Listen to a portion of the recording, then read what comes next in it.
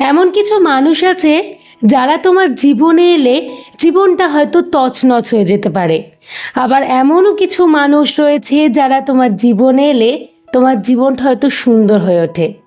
এই চারটি জিনিস লক্ষ্য করলে তুমি বুঝতে পারবে যে সেই মানুষটা তোমার জন্য আদৌ পারফেক্ট কিনা। নাম্বার 1, আগে তোমাকে এদের কথা বলাটাকে লক্ষ্য করতে হবে। কিছু কিছু মানুষ যারা কথা বলার সময় উল্টো দিকের মানুষটিকে ন্যূনতম রেসপেক্টটুকু করতে জানে না। নাম্বার 2, তোমার সাথে ছোটোখাটো বিষয় নিয়ে হয়তো ঝুট ঝামেলা করবে এবং সেটিকে মেটানোর ইচ্ছা এদের কোনো না কোনোভাবে থাকবেই না। নাম্বার 3, প্রত্যেকটা মুহূর্তে এরা মিথ্যে কথা বলবে, সত্যি গোপন করার চেষ্টা প্রতিটা মুহূর্তে করবে, আর সেটা কিন্তু তুমি ভালো মতোই টের পাবে। নাম্বার 4, এরা দেখবে অত্যন্ত লোভী স্বভাবের হয়ে থাকে।